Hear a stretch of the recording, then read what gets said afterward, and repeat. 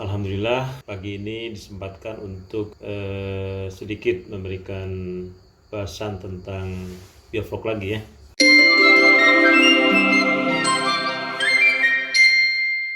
Baik, mari kita lanjut. Sebagai pendahuluan, saya ingin sampaikan kenapa pembahasan tentang volume biovlog ini penting dan juga menjadi salah satu pertanyaan saya kala itu. Tentu saja bahwa volume biovlog bagaimanapun adalah termasuk variabel penting berarti ya. Variabel penting dalam pengelolaan teknologi biovlog ini atau BFT ini.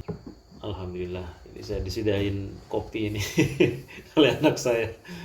Oke, saya lanjut. Jadi salah satu variabel penting dalam penerapan teknologi biovlog ini, termasuk bagaimana mengelolanya berarti begitu. Karena nanti selama pemeliharaan pasti akan ketemu konsentrasi biovlog sesuai keinginan. Syukur-syukur jika keinginan itu sesuai standar begitu. Nah, untuk sampai kepada standar, tentu saja ada banyak pemikiran. Nanti beberapa pertanyaan saya coba ungkap. Jadi sebelum materi ini kemudian saya ambil videonya, tentu saja kan saya harus menyiapkan materi, baca-baca dulu, termasuk mungkin ada jurnal yang berbayar nanti kan. Nah, itu hal pentingnya di situ. Belum lagi kalau seiring meningkatnya volume biovlog berarti semakin meningkat juga mikroorganisme yang ada di dalamnya. Kemudian tentu saja berdampak kepada misalnya BOD-nya juga semakin meningkat dan seterusnya.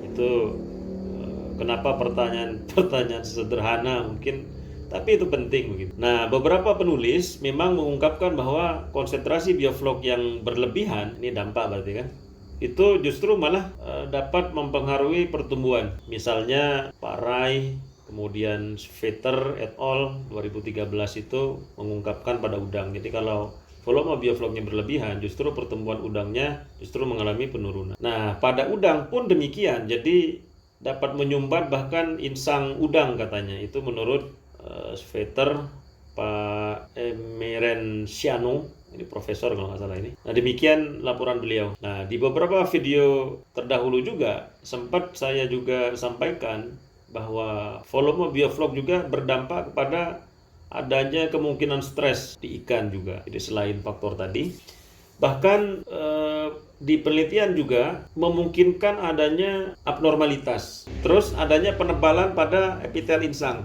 Tadi kelanjutan dari yang tadi, pada insang itu ada lamelanya, ada epitelnya, penebalan. Jadi penebalan itu sebagai respon dari adanya kemungkinan kesulitan pada saat menyerap oksigen gitu ya. Dan para peneliti melakukan kajian pengaruh tingkat biovlog. Tingkat biovlog itu maknanya bisa dari volume biovlognya. Kadang-kadang memang ada peneliti juga yang mengukur tingkat biovlog itu dari beratnya.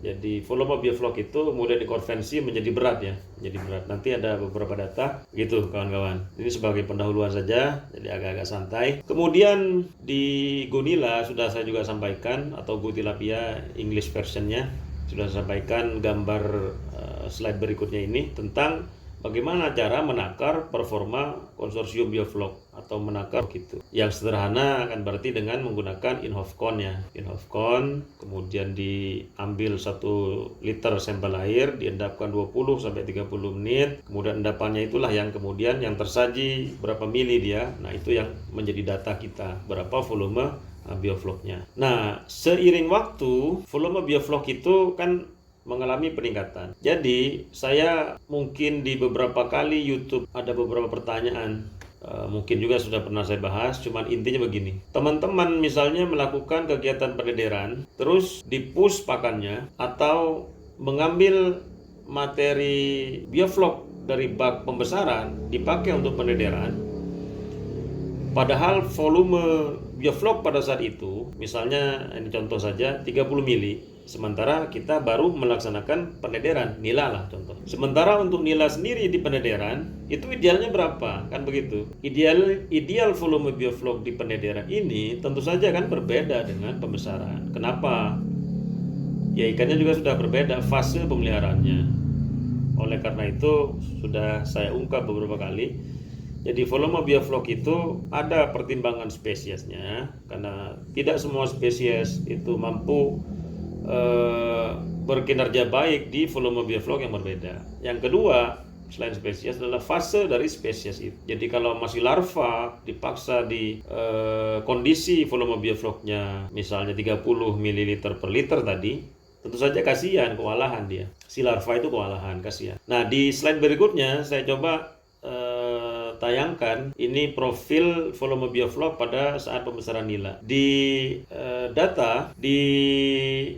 data itu terungkap bahwa awal-awal saya meriset atau melakukan kajian di bioflok nila itu tentu saja tidak berbekal informasi seutuhnya tentang bagaimana sebaiknya volume bioflok pada pembesaran ikan nila itu. Jadi ini adalah data real yang saya ambil dari lapangan, jadi data riset. Bahkan saking takutnya bahwa pengaruh volume bioflok itu terhadap kinerja nilanya, di saat volumenya masih 20 misalnya, itu saya puasakan. Jadi awal-awal 1 bulan pertama itu pernah sekali karena saking takutnya nilanya stres, kemudian kejadian abnormal segala macam tadi itulah. Karena saking sayangnya pada ikan peliharaan. Pada saat 20 mili pun pernah sekali saya puasain setengah hari. Jadi saking takutnya. Alhamdulillah memang saat 2017 juga atau 2018 kalau nggak salah, itu ada data baru, kok ternyata sama ya data yang ditulis oleh peneliti luar negeri dengan apa yang kita hasilkan di lapangan yang kita riset sendiri. Oleh karena itu, maka di lokasi teman-teman sendiri sering saya ingatkan kesekian kalinya, jadi untuk percobaan atau memelihara ikan anggap nila, entah lele, bioflok di awal-awal waktu, setidaknya kawan-kawan setiap 4 hari sekali lah itu melakukan pengecekan. Toh tidak menyebabkan si lele atau nilanya atau ikan lainnya stres toh, kalau hanya sekedar mengambil sampel dari air yang kita pelihara kan begitu. Ini adalah gambaran. Termasuk melalui gambar ini saya juga ingin menyampaikan bahwa tercapainya volume optimal dari bioflok kita itu tidak justru di minggu pertama. Jadi seiring waktu, jadi smooth seiring waktu. Jadi janganlah di-push juga agar tercapai volume bioflok misalnya nila 20 mili aja misalnya.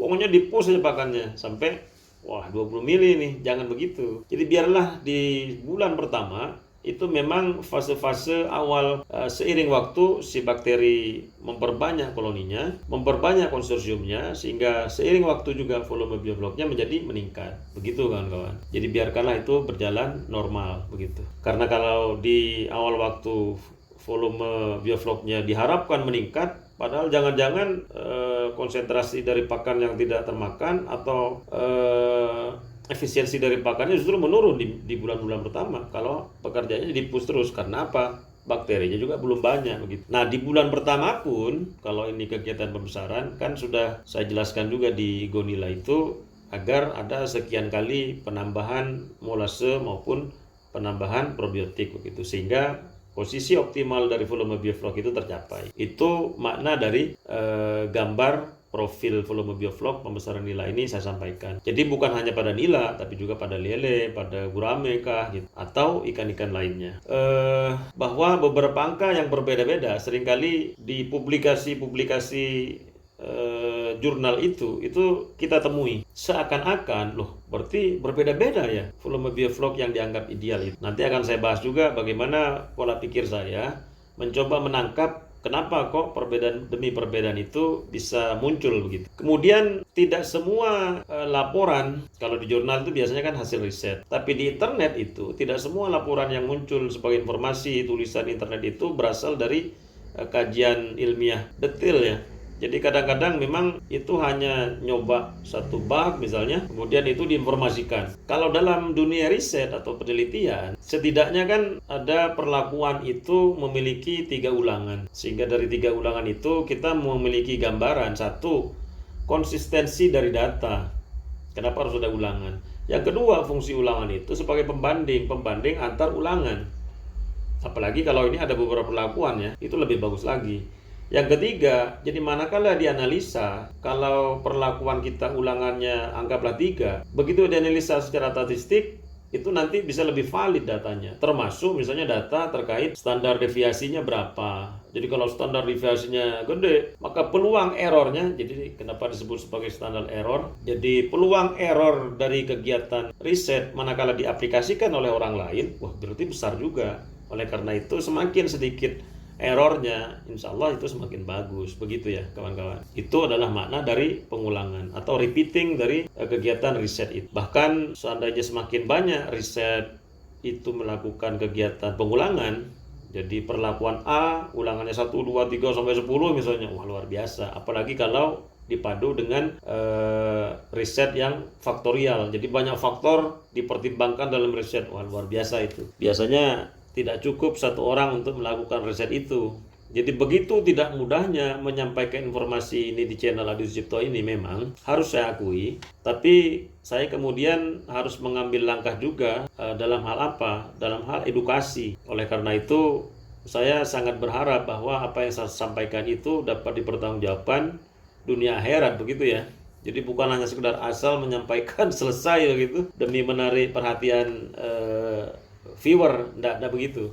Karena bagaimanapun setiap ucapan yang saya sampaikan itu ada tanggung jawabnya. Nah, Pak Ray dan Lodge misalnya menyarankan bahwa untuk udang itu 200 mg, jadi sudah ditimbang, itu tidak apa-apa kata beliau. Kalau 310 mg per liternya itu sudah terlalu banyak, itu menurut beliau. Peneliti lain, Peter dan kawan-kawan, mengungkapkan bahwa konsentrasi bioflok 400 sampai 600 mg per liter itu optimal untuk udang. Kalau 200 mg per liter itu terlalu rendah, sedangkan 800 sampai 100 sampai 1000 mg per liter itu terlalu tinggi. Kajian ini insya Allah nanti ada jurnal juga yang saya ungkap seperti apa sih sebenarnya riset beliau. Kemudian yang tahu menyarankan bahwa volume bioflok harus kurang dari, nah ini sudah menggunakan 15 mili, jadi volumetrik. Nanti juga ini ada di bagian kesimpulan, jadi berharap saya teman-teman membiasakan untuk menyimak ini sampai tuntas ya. 15 mili per liter itu kira-kira setara 200 mg per liter. Jadi kalau tadi ungkapannya 200 mg per liter itu sebenarnya setara dengan 15 ml per liter. Begitu kawan-kawan. Nah, Pak Afni Mileh, Profesor Afni Mileh menyarankan konsentrasi bioflok optimal itu sekitar 200 mg per liter untuk udang. Kalau untuk nila itu 400 mg per liter. Jadi kalau 200 mg per liter itu setara 15 ml per liter, berarti kalau 400 mg per liter setidaknya itu setara dengan 30 berarti ya, 30 ml per liter. Nah, seperti yang beliau sebutkan juga, memang penelitian beliau ini banyak juga yang data lapangan, tapi bukan berdasarkan data yang memang real diriset secara detail begitu ya. Itu pernyataan beliau sendiri seperti itu. Nah, kemudian dari beberapa ratus jurnal, jadi selama meriset itu setidaknya sudah puluhan, dan bahkan setelah riset pun jangan dianggap saya tidak belajar juga. Jadi saya sudah belajar dan baca lebih dari 100 jurnal lah untuk teknologi bioflok ini, dan memang terkait dengan volume bioflok ini beberapa data memang bervariasi. Nah, pertanyaannya sekarang, mengapa angka-angka tersebut bervariasi? Nah, analisa saya seperti ini. Saya buka di slide berikutnya ya. Jadi, angka ideal volume bioflok itu bervariasi. Mengapa? Pertanyaan itu kemudian saya jawab. Kemungkinannya seperti ini. Bahwa variasi-variasi tersebut dapat disebabkan oleh satu, beda spesies dan kualitas spesies baik itu ikan maupun udang. Loh, besar sekali ya perannya. Kok bisa menyebabkan perbedaan kondisi volume bioflok yang ideal? Betul. Berbeda spesies maksudnya karena berbeda kemampuan dari masing-masing spesies itu untuk menyesuaikan dengan lingkungan yang padat floknya itu, biofloknya itu. Karena kemampuan menyerap oksigen juga berbeda dari setiap spesies. Termasuk kualitas spesiesnya. Kualitas spesies lebih ke arah mungkin kondisi spesiesnya. Itu analisa saya yang pertama. Analisa saya yang kedua adalah berbeda fase pemeliharaannya. Yang saya maksud adalah satu, Pak, pendirian satu. Jadi jangan samakan antara pendirian satu dengan pembesaran. Pendirian satunya ukuran berapa? Larva. Jangan samakan antara melihara larva dengan melihara saat juvenil. Misalnya sudah ukuran benih ukuran 35, sudah ukuran misalnya 87, itu pun sudah berbeda. Termasuk di udang juga. Jadi kalau di udang misalnya masih pos larva berapa hari setelah dia menetas misalnya, dibandingkan dengan saat pentokolan 1, pentokolan 2, saat pembesaran, itu juga sudah berbeda pasti. Begitu maknanya. Itu analisa saya yang kedua. Yang ketiga, berbeda pada tebarnya. Perbedaan pada tebar berkonsekuensi kepada perbedaan jumlah pakan yang nanti harus masuk. Karena ada dosis pakan tadi. Entah itu pun kalau pakai metode pemberian pakan dengan cara satiasi. Tetap saja pada akhirnya akumulasi pakan yang masuk ke air karena ada perbedaan pada tebar, pasti nanti N yang harus diurai, amoniak N yang harus diurai oleh bakteri tadi juga akan berbeda. Termasuk koloni bakteri dalam hal ini adalah konsorsium bakteri yang juga harus mengurai juga pasti berbeda. Itulah kenapa berbeda. Yang ketiga, yang keempat. Nah, saya kasih tanda kuning karena memang kajian seperti ini di beberapa penelitian itu relatif tidak diungkap. Relatif tidak diungkap artinya hanya sedikit barangkali yang mempertimbangkan soal daya dari listrik yang kita pakai. Karena itu akan berkorelasi dengan berapa watt per 1 meter kubik air yang kita pelihara bersama ikan atau udang itu juga pasti akan berbeda. Belum lagi dalam hal ini adalah kinerja dari mesinnya sendiri berbeda. Gimana? Rumit nggak? Ya nggak rumit juga. Artinya monggo disimak terus. Yang kelima, berbeda kualitas pakan. Tentu saja betul. Karena kualitas pakan itu berarti efisiensi pakannya juga berbeda nanti dampaknya. Kemudian dari manajemen pemberian pakan. Jadi manajemen pemberian pakan itu apakah mau satiasi atau apakah dipus sesuai dosis katanya begitu. Itu juga pasti berbeda. Yang keenam, berbeda sumber karbon. Kemarin di satu video sebelumnya kan sudah saya bahas sumber karbon untuk bioflok ini. Berbeda kualitas sumber karbonnya, berbeda kinerja bakterinya. Kan begitu ya, itu nomor 6. Yang ketujuh, berbeda kualitas agitasi udara. Maksudnya apa itu? Agitasi itu maksudnya, jadi begitu ada pompa udara, entah itu high blow, entah itu supercharge, entah itu root blower, dialirkan melalui pipa masuk ke selang aerasi, kemudian menggunakan batu aerasi atau misalnya selain batu aerasi kan bisa macam-macam tuh, entah itu aerotub dan seterusnya. Kemampuan mesin masuk ke pori-pori mengagitasi. Agitasi itu maknanya adalah ada gelembung udara, lepas dia sehingga tergantikan dari udara itu oksigen masuk ke air sehingga mesinnya disebut agitator.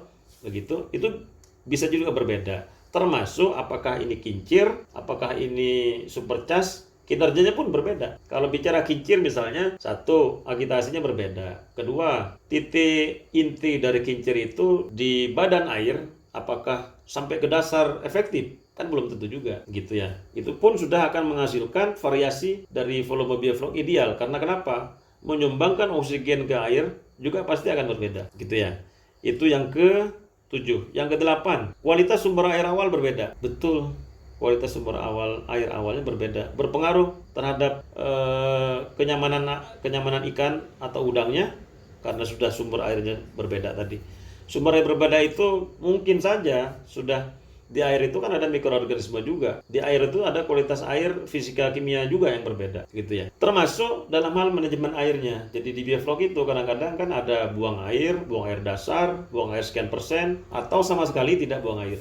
Hanya mengganti yang menguap. Kemudian berbeda pola metabolisme dari ikan atau udang, termasuk mikroorganisme di dalamnya selain ikan dan udang. Karena ada perbedaan apa? Perbedaan suhu. Sehingga metabolisme berbeda, pakan berbeda, BOD berbeda. Jadi untuk reaksi-reaksi biologi kan perlu oksigen juga. Belum lagi COD-nya nanti akan berbeda. Itu adalah 9 hal yang saya coba selami. Kenapa kok tadi kondisi volume bioflok berbeda itu menyebabkan perbedaan juga dalam kenyamanan si ikannya atau performa si ikannya. Itu 9 hal. Saya sengaja berpikir tadi untuk mencoba mengungkap penyebab dari variasi tersebut. Jadi saya sebutkan sekarang 9 variasi. Oke. Kalau teman-teman menemukan hal lain, monggo di komentar ya. Nah, konsekuensi dari perbedaan itu apa jadinya? 1, beda BOD-nya. Biochemical Oxygen Demand, termasuk COD. Ini pun pasti akan ada konsekuensi. Betul nggak? Iya. Yang kedua, berbeda performa ikannya. Ini dampaknya berbeda performa ikannya. 3, berbeda pengelolaan airnya. Apakah mau buang air dasar, buang air sebagian, penambahan karbon, dan seterusnya.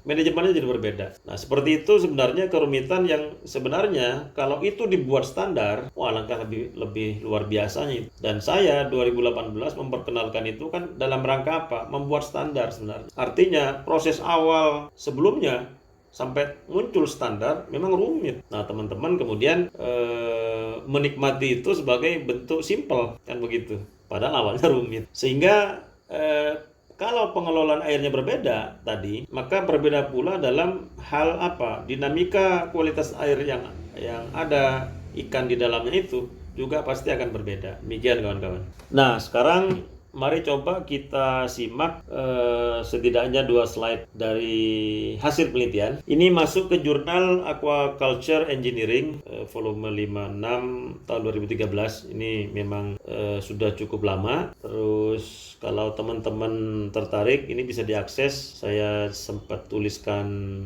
linknya. Jadi teman-teman harus nulis ya berarti, karena belum saya buat di Bitly ya. Harganya itu $35,95. Ini 11 halaman. Itu menurut beliau, menurut penerbitnya, situsnya $35,95 itu harga untuk akademik ya, for academic use. Judulnya Effect of Different Biofloc Level on Microbial Activity, Water Quality, and Performance of Lithopeneus fanami in a tank system operated with no water etching, sama sekali nggak buang air. Nah, di riset beliau-beliau itu, ini penelitinya banyak. Jadi bayangkan untuk meriset ini penelitinya berapa itu? 1, 2, 3, 4, 5, 6, 7, 8, 9. Penelitinya 9. Jadi bayangkan untuk menjawab beberapa permasalahan sampai detail itu harus ada kolaborasi antar beberapa peneliti, begitu ya kawan-kawan. Ini penelitiannya tanpa buang air, itu poin 1 yang saya coba tangkap. Fanaminya ukuran 68 gram. Walaupun di metode yang dia lakukan untuk mencapai 6,8 gram itu pos larva didatangkan, kemudian dipelihara dulu sampai kemudian mencapai ukuran 6,8 gram. Jadi dipelihara dulu sampai ukuran ini, gitu maksudnya. Ini biasa memang diperlakukan seperti itu agar pada saat riset kita tidak disibukkan oleh hal-hal harus penyesuaian dulu dan seterusnya. Jadi memang disesuaikan kondisi dengan kondisi saat kita riset gitu. Biasanya itu yang diterapkan oleh kawan-kawan peneliti. Termasuk di riset dulu kami di Nila pun sama demikian. Oke. Penelitiannya 44 hari, pada tebarnya 459 ekor per meter kubik udang fanaminya. Kalau saat penyiapan awal itu bisa sampai 1000 dia. Sampai ukuran ini tercapai pada saat riset, pada tebarnya cuma 459. Ini sudah tergolong tinggi ini. Nah, tujuan dari penelitian ini adalah untuk mengevaluasi pengaruh 3 konsentrasi biofloc terhadap aktivitas mikroba, indikator kualitas air, dan kinerja dari udangnya. Jadi ada 3 yang ingin dicapai. Kemudian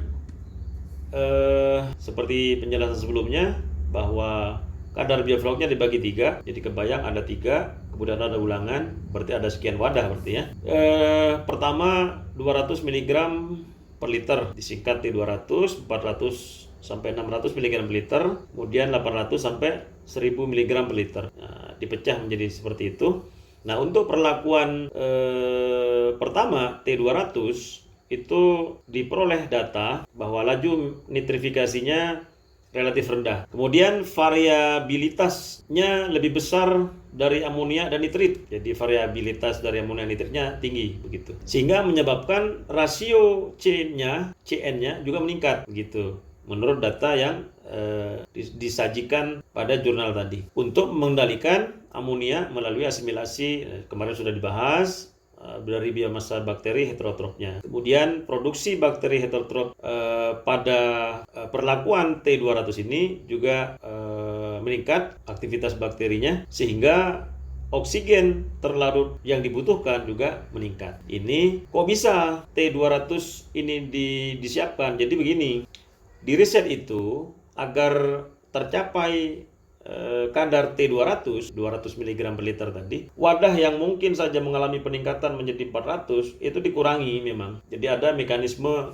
yang sudah diceritakan di jurnal tersebut, sehingga wadah penelitian kita pada perlakuan 200 mg per liter itu tetap di 200 tadi, sehingga ada pengurangan kadar bioflocnya. Kemudian perlakuan T400 sampai 600, menurut data yang disajikan, tingkat nitrifikasinya lebih tinggi. Artinya apa maknanya dari data ini? Berarti begitu ada amonia, dia sudah menjadi nitrit, menjadi nitrat peluangnya kan, karena berarti ada sekian banyak amonia yang mungkin saja oleh bakteri yang ada di dalamnya tidak dikendalikan. Jadi pada saat amonia berada di posisi amonia, ada yang lepas menjadi nitrit, menjadi nitrat. Dengan konsentrasi TSS juga di atas 400 mg per liter. Di penelitian ini, istilah TSS ini adalah total suspended solid yang dianalogikan sebagai TSS atau total settling solid begitu. Amonia dan nitritnya secara signifikan tapi lebih rendah daripada T200. Jadi meskipun tadi nitrifikasinya lebih tinggi, nitrifikasi tahu kan? Setelah amonia ada nitrit, ada nitrat begitu ya. Tapi amonia dan nitritnya lebih rendah daripada T200. Mananya Pak? Nitratnya berarti tinggi kan begitu. Oke, nyambung nih sekarang. Kami menyarankan amonia dan nitrit di wadah T400 sampai 600 dan T800 sampai 1000 dikendalikan terutama oleh bakteri nitrifikasi. Nyambung sekarang. Artinya kalau memang bakteri kemampuannya untuk mengeliminasi amonia N sudah tidak mampu, berarti ada sekian banyak amonia N itu pindah dia menjadi nitrit, pindah menjadi nitrat. Nah, di jurnal ini diceritakan bahwa di perlakuan T400 sampai T600 kejadian itu terjadi. Jadi sudah ada nitrat yang tinggi di perlakuan tersebut. Pada saat ini berarti beliau itu menyarankan penggunaan dari bakteri nitrifikasi. Apa itu bakteri nitrifikasi? Ya berarti bisa Nitrosomonas, Nitrobakter. Kan begitu ya. Kalau Nitrosomonas berarti dari amonia menjadi nitrit, Nitrobakter berarti dari nitrit menjadi nitrat. Begitu dari hasil jurnal ini. Mengenai kinerja udangnya, pengurangan TSS ke tingkat yang mendekati 200, nah terungkap sekarang. Jadi kalaupun di perlakuan pertama T200 itu seiring waktu juga akan meningkat, itu dikurangi, dikondisikan tetap di 200 gitu maksudnya. Dikaitkan dengan kualitas nutrisi yang lebih baik dari biofloknya. Jadi kualitas nutrisi di biofloknya lebih baik daripada yang lain. Perbedaan kadar bioflok dan kualitas gizi tidak cukup berpengaruh terhadap bobot udangnya. Jadi tidak berpengaruh artinya tidak signifikan berpengaruh. Kalaupun kualitas biofloknya bagus, tidak serta-merta kualitas udangnya bagus begitu. Karena mereka ungkap tidak cukup berpengaruh terhadap bobot udangnya. Artinya terhadap retensi protein yang dari biofloknya. Kemudian tingkat kelangsungan hidup udang dan biomas akhir dari udang lebih rendah saat konsentrasi TSS lebih tinggi dari 800. Nah, kalau begitu kelangsungan hidup dari udangnya termasuk bobot akhir biomasnya panen itu lebih rendah. Nanti akan sampai kepada kesimpulan. Analisa insang udang menunjukkan derajat yang lebih tinggi terjadinya oklusi pada perlakuan T800 sampai 1000. Itu signifikan. Artinya di kadar bioflok lebih dari 800 tadi, si insang udang sudah mengalami gangguan. Ada oklusi atau occlusion di sini terjadi gitu. Yang menunjukkan bahwa udang memiliki toleransi yang rendah, artinya intoleransi terhadap lingkungan dengan konsentrasi padatan di atas 800. Sehingga secara umum tingkat kesejahteraan udangnya sudah rendah di sana. Dampaknya apa? Kelangsungan hidup tadi, kelangsungan hidup, kemudian biomasa, berdampak juga kepada pertumbuhan. Hasil kami menunjukkan bahwa TSS antara 400 dan 600 nampaknya itu yang paling cocok untuk padat tebar yang tadi sudah kita sebutkan. Berapa padat tebarnya? 459. Karena di kepadatan tersebut dengan kondisi kadar bioflok 400 dan 600 itu juga memberikan data produktivitas yang lebih bagus dari hal kelangsungan hidup dan biomas panen, termasuk kestabilan sistemnya. Artinya kestabilan kualitas air yang menjadi sistem dari pemeliharaannya. Itu data yang disampaikan. Kemudian, berapa volume bioflok yang ideal kalau begitu? Nah, secara umum mungkin disederhanakan begini. Untuk pembesaran udang itu berkisar antara 5 sampai 15 ml per liter. Itu volume bioflok untuk pembesaran udang. Bahkan ada beberapa peneliti di Indonesia juga yang menyarankan hanya 10 saja. 10 ml per liter. Berdampak kepada apa nanti? Ya, tadi itulah BOD segala macam.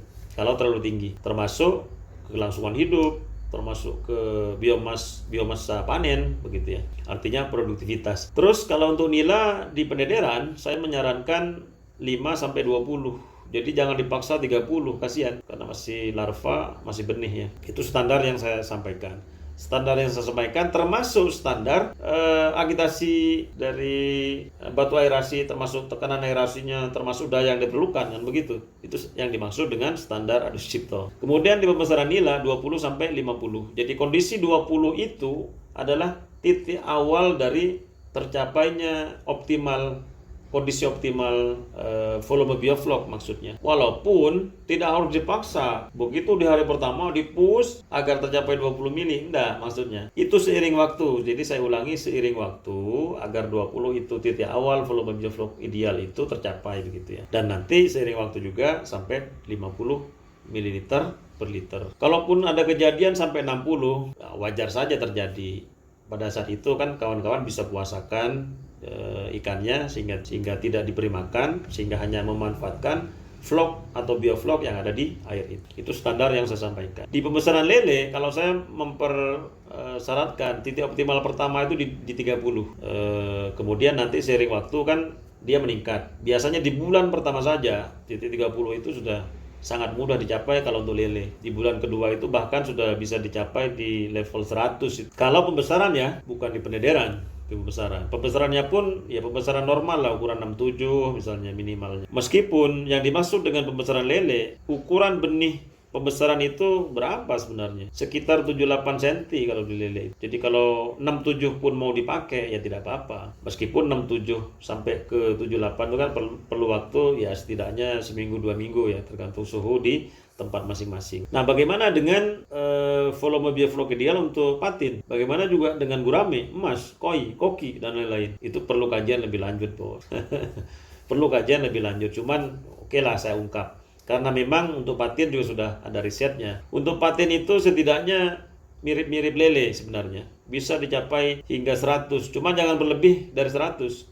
80 sampai 100 itu ideal kalau di patin. Kalau sampai 150 kasihan. Karena bagaimanapun patin itu berbeda dengan lele. Kalau lele kan ada arborescent organ ya, ada organ tambahan di bagian dekat insang itu, sehingga dia bisa lebih efektif memanfaatkan oksigen dari udara begitu. Nah, di slide berikutnya ini berupa pertanyaan lagi bahwa mengelola air korelasinya dengan volume bioflok ideal seperti apa? Tadi sebagai kesimpulan, pertama biarkanlah volume bioflok itu seiring waktu bertambah.